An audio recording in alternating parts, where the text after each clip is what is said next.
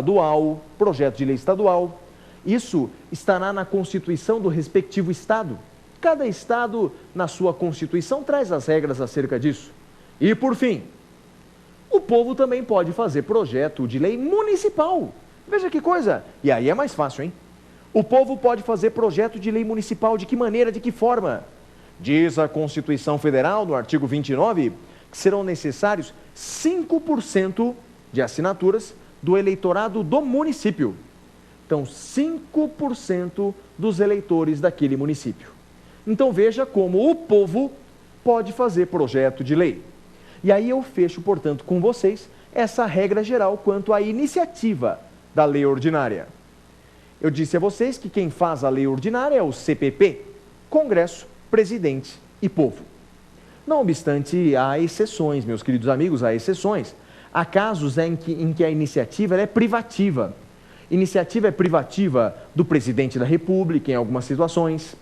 Há outros casos em que a iniciativa é privativa do Poder Judiciário ou privativa do Ministério Público. Portanto, há casos em que a iniciativa é privativa. Eu vou dar um exemplo a vocês. O artigo 61, parágrafo 1º da Constituição, prevê as hipóteses de iniciativa privativa do Presidente da República. E uma das hipóteses é o projeto de lei que fixa ou modifica o efetivo das Forças Armadas. Então imagine, projeto de lei que fixa ou modifica o efetivo das Forças Armadas, não pode ser feito esse projeto por um deputado ou por um senador. Não pode.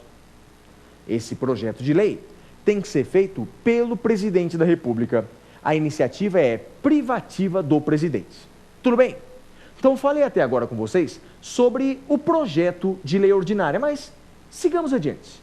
Vejamos agora a sua discussão parlamentar. Bem, em se tratando de uma lei federal, esse projeto de lei ordinária ele vai ser discutido nas duas casas do Congresso Nacional. Então esse projeto de lei, seja de iniciativa do presidente, do povo ou do próprio Congresso, esse projeto vai ser discutido nas duas casas do Congresso Nacional, na Câmara dos Deputados e no Senado Federal. Pergunto a vocês, começa onde? Qual casa vai votar pela primeira vez? Ou, em outras palavras, qual será a casa iniciadora para a análise dos projetos de lei? Qual será a casa iniciadora? Depende. Depende de onde começou esse projeto de lei. Vou lhes dar um exemplo. Se o projeto de lei foi de iniciativa de um senador, a casa iniciadora será o Senado Federal. Evidentemente será o Senado. Mas em todas as outras situações, em todas as outras hipóteses, lembre-se, a casa iniciadora será a Câmara dos Deputados. Então você que está se preparando para o exame da OAB, você que está se preparando para algum outro concurso público, fique atento então quanto a essa regra. Se o projeto de lei for de iniciativa de senador, se o projeto de lei nascer lá no Senado, a casa iniciadora é o Senado. E em todas as outras hipóteses, projeto de lei de iniciativa do presidente, ou de deputado, ou do povo, não importa, a casa iniciadora será a Câmara dos Deputados. Compreendido? Então vota lá, primeiro, na maioria das vezes, não é? Na Câmara dos Deputados, depois vota no Senado. Alguém poderia perguntar, tá bom, Flávio, mas qual é o quórum de aprovação? Para se aprovar uma lei ordinária, para se aprovar, quantos parlamentares são necessários? Quantos parlamentares são necessários? A resposta está na Constituição, no artigo 47. Para aprovar uma lei ordinária, é necessária maioria absoluta. Então, para se aprovar uma lei ordinária, é necessária maioria absoluta. Maioria absoluta, que é mais da metade, maioria simples, maioria relativa. Então, para se aprovar uma lei ordinária, é maioria simples, ou maioria relativa, que significa mais da metade dos presentes. Para se aprovar uma lei ordinária, maioria simples ou maioria relativa, mais da metade dos presentes. Mas, atenção para a observação, para se votar uma lei ordinária, ou seja, para se inaugurar essa sessão, é necessário que esteja presente maioria absoluta. Então, vou repetir essa regrinha que está lá no artigo 47. Guarde só. Para aprovar uma lei ordinária, para aprová-la, o quórum é de maioria simples. mais da metade dos presentes. Maioria simples, que também é chamada de maioria relativa, para aprovar. Mas, para se começar a votação, para se iniciar a sessão, é necessário que esteja presente maioria absoluta, mais da metade de todos os membros. Tudo bem, meus amigos? Tudo bem até aqui? Falei então até agora sobre o projeto de lei ordinária, falei sobre a votação desse projeto e acabo de falar sobre o quórum de votação e o quórum de instalação da sessão. Muito bem, sigamos adiante nesse estudo aqui. Aprovada a lei ordinária, no momento em que ela é aprovada, ela vai para as mãos do Poder Executivo. Vai para as mãos do Poder Executivo para sanção ou veto. Então, aprovada a lei ordinária, ela vai para as mãos do Poder Executivo para sanção ou veto. Em se tratando de uma lei federal, vai para as mãos do Presidente da República para sanção ou veto. Sanção se o presidente concorda, ou veto se o presidente discorda. Então, o presidente Lula vai sancionar ou vetar uma determinada lei ordinária, dependendo das situações que veremos agora.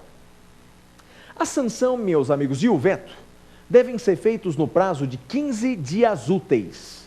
Então, sanção e veto devem ser feitos no prazo de 15 dias úteis. E eu pergunto a vocês, e se eles não forem feitos? E se a sanção e o veto não forem feitos no prazo de 15 dias úteis, sabe qual a consequência? Sanção tácita. Se o presidente não se manifestar no prazo de 15 dias úteis, presume-se que sancionou. Ou seja, nessa hipótese vale aquela máxima 1000 vezes repetida: quem cala consente. Se o presidente não se manifestar, então, sobre aquela lei ordinária no prazo de 15 dias úteis, sanção tácita, presume-se que sancionou. Então, o presidente ele vai sancionar o projeto de lei no prazo de 15 dias úteis, certo? Se quiser vetar, também vai fazer isso, vai fazer o veto no prazo de 15 dias úteis. Mas eu pergunto a vocês, o presidente pode vetar um projeto de lei por qualquer motivo? O presidente pode vetar um projeto de lei por qualquer razão?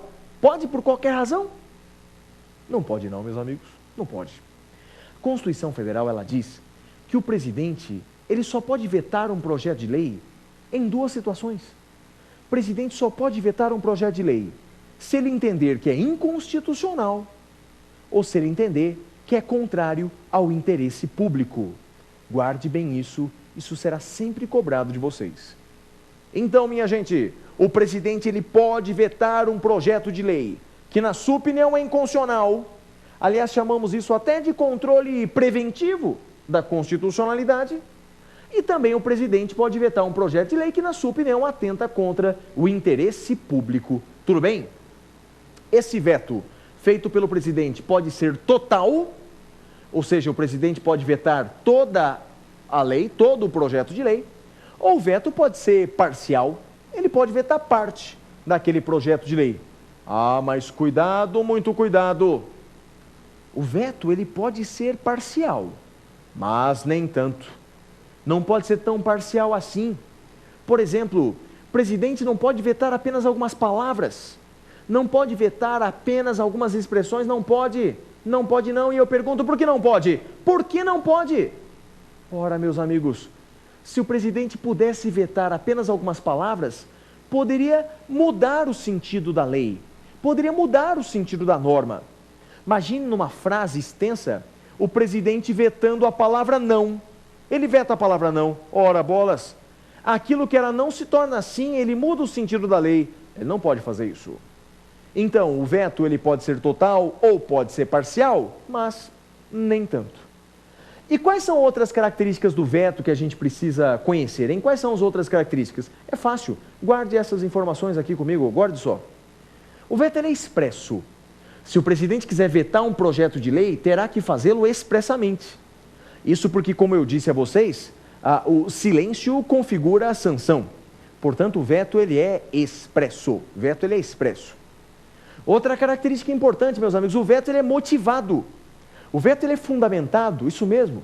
Se o presidente quiser vetar um projeto de lei, ele terá que dizer as razões. Ele terá que dizer o porquê. Então, o presidente tem que motivar o seu veto, dizer então quais são as razões do seu veto. Outra característica que eu já falei para vocês, o veto ele pode ser total ou parcial. o presidente pode vetar toda a lei ou parte dessa lei,